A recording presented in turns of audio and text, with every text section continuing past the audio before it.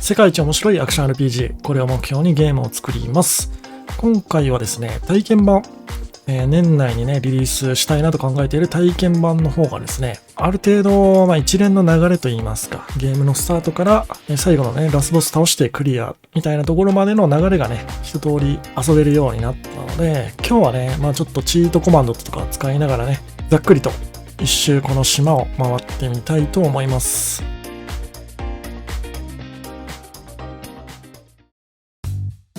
ちなみにこれ、主人公の生まれ故郷の島なんですけど、今回体験版ではね、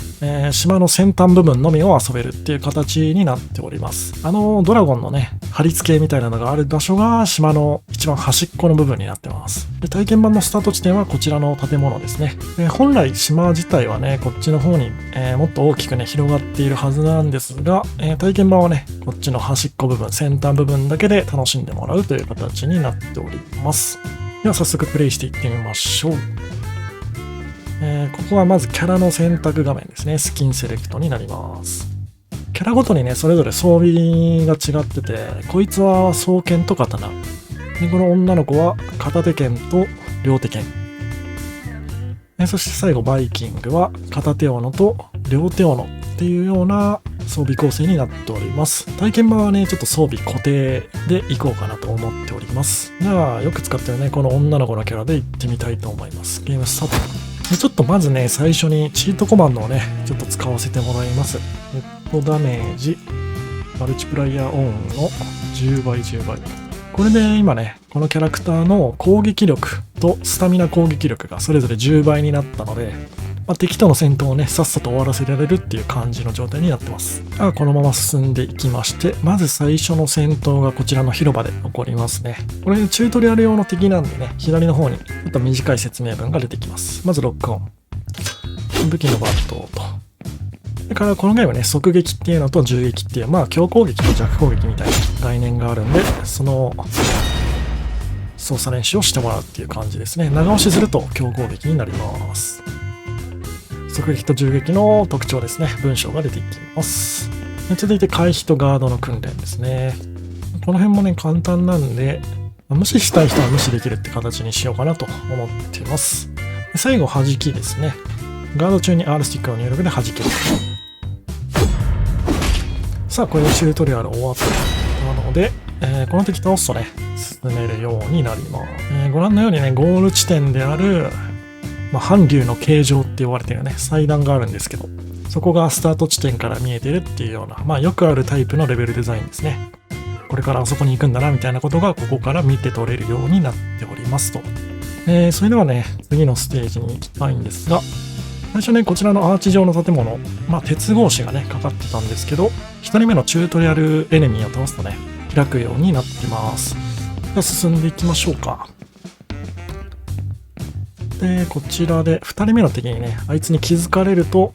鉄格子が閉まってしまうという仕組みになってますね。常にデスマッチ状態みたいなイメージしてもらえると分かりやすいかと思います。で、こいつもね、チートコマンドを使ってるんで、とっとと倒していきましょう。だいたい致命の一撃を2発撃つと倒せるっていうような感じになってますね。これで2体撃破と。戦闘に勝利するとね、こんな感じで鉄格子が開いてくれるという仕組みになってます。ステージクリア性のね、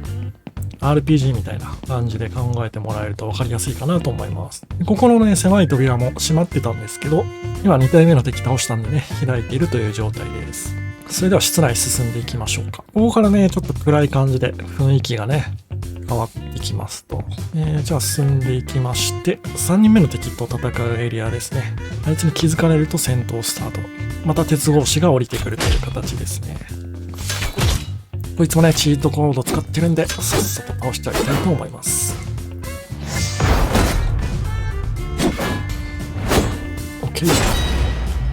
倒すと側面の鉄格子が開きますね。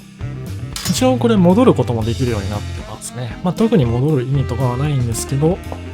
ちょっとね、イースターエッグ的な隠し要素とかもね、多分、マップの端っこあたりとかにね、遊び心で入れとくと思うんで、そういうの探したい人は探しに戻ってもらっても大丈夫っていう感じですね。島の外周の方を進みながら、おっと、今ちょっと当たり判定怪しかったですね。ここで3人目の敵とバトルですけど、チートコード使ってないとね、だいたい僕この辺で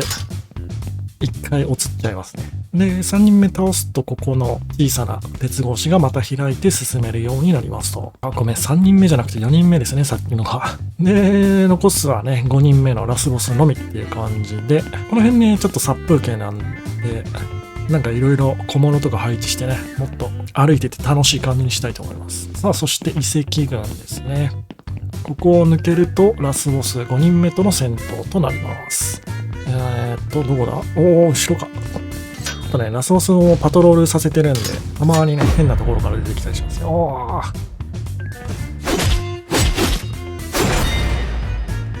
ちょっとね、チートコード使って負けるのはさすがに尺なんで、頑張って勝ちたいと思います。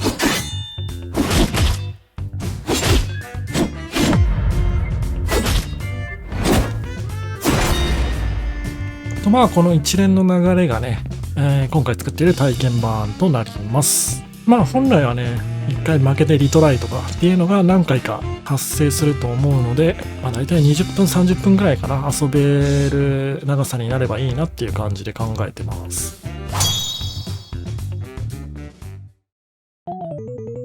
まあ見ていただいたようにね、ゲームの流れ自体はだいたい完成してきたので、あとはね、戦闘のテこ入れをちょっとやりたいところがまだいくつかあるんで、その辺頑張って年内に体験版としてリリースできればなと思っています。で、7月ですね、入ったらもうすぐにね、実は東京ちょっと行ってきて、モーションキャプチャーのね、施設、講談社さんが用意してくれたね、とんでもない施設があるんで、そちらの方でね、ちょっとモーションアクターの方とアポイント取ってるんで、まあ大体ね、1日で50から100モーションぐらい撮影できるってことなんで、ちょっとね、第1回目として